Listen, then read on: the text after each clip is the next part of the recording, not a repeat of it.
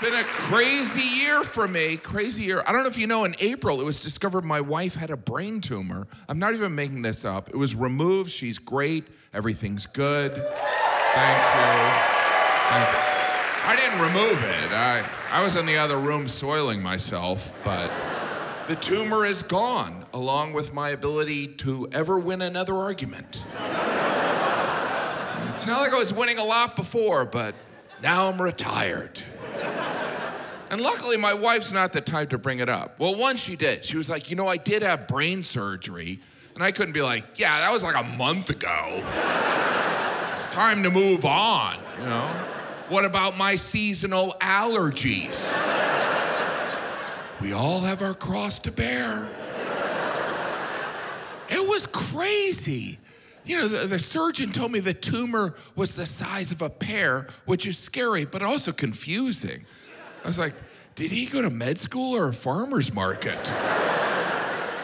But tumors are often compared to fruit. A pear, a lemon, a grapefruit. Interesting fact, worst tumor, grapefruit. Worst fruit, grapefruit. When you think about it, a grapefruit looks more like a tumor than a fruit. I almost feel sorry for grapefruit. Yeah, we can't win, yeah? We're already the worst fruit, now we're compared to the worst tumor? Well, at least we help old people poop.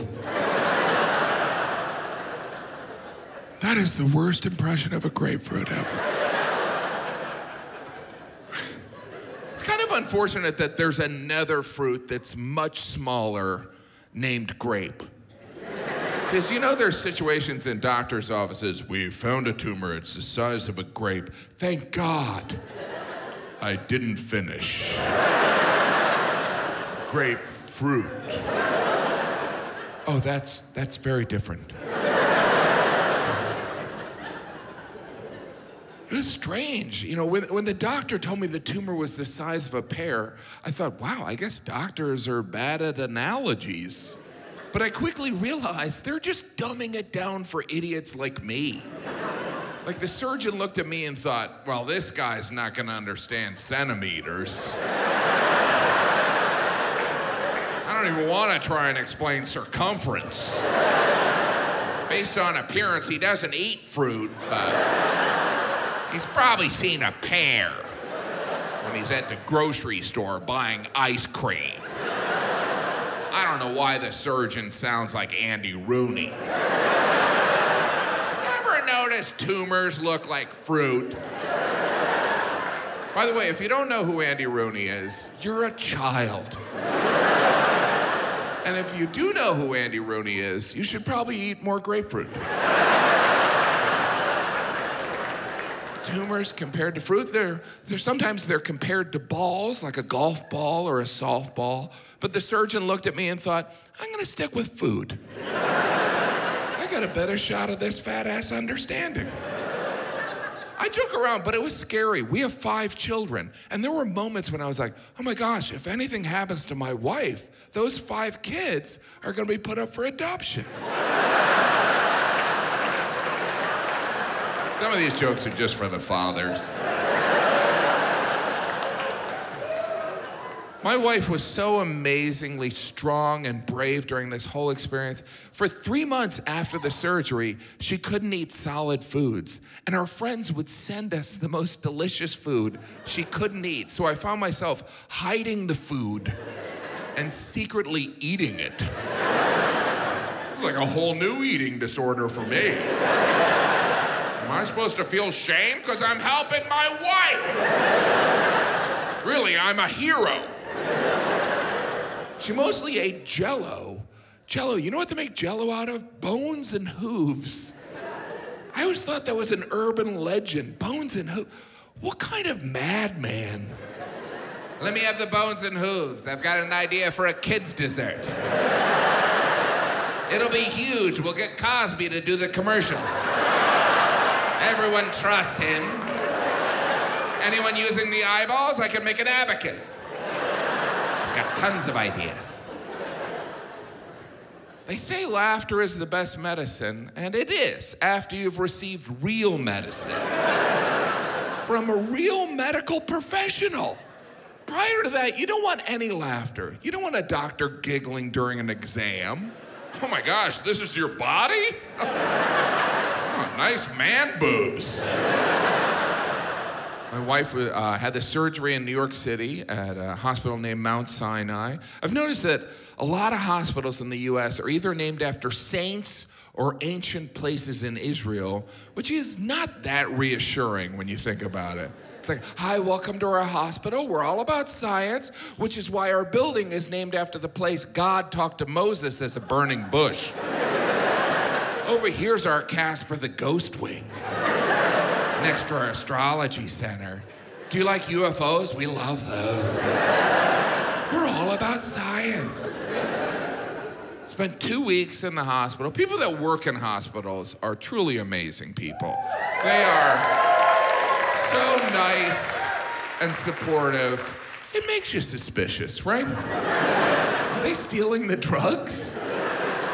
They're a little too excited to be around sick people in pajamas.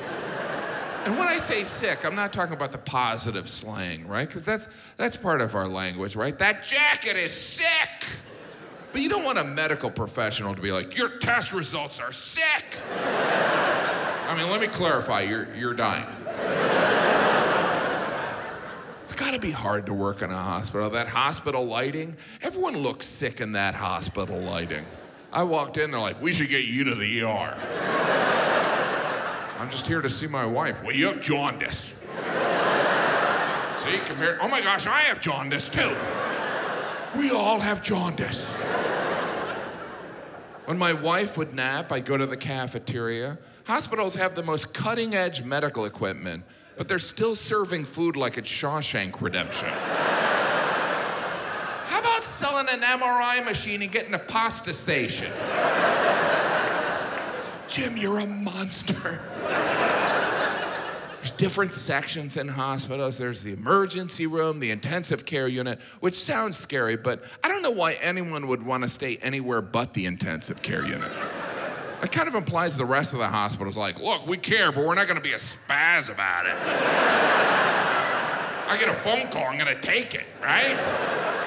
We're like the mediocre care unit, which is better than we couldn't care less unit. Those guys are horrible. It's wild. My wife was in surgery for 10 hours, and before the surgery, the surgeon told me, he goes, halfway through, I'll probably stop and get lunch. I don't need to know that. Why even tell me that?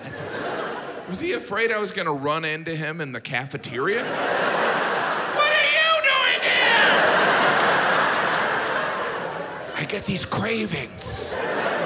Those Snickers commercials are true.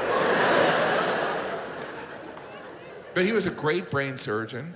We learned later on that he's like the best. I don't know how they determine the best brain surgeon. You know, maybe there's a competition. America's Got Tumors. Heidi Klum thought he was the best. The best brain surgeon. Isn't it enough that someone's a brain surgeon? None of us could even get in med school.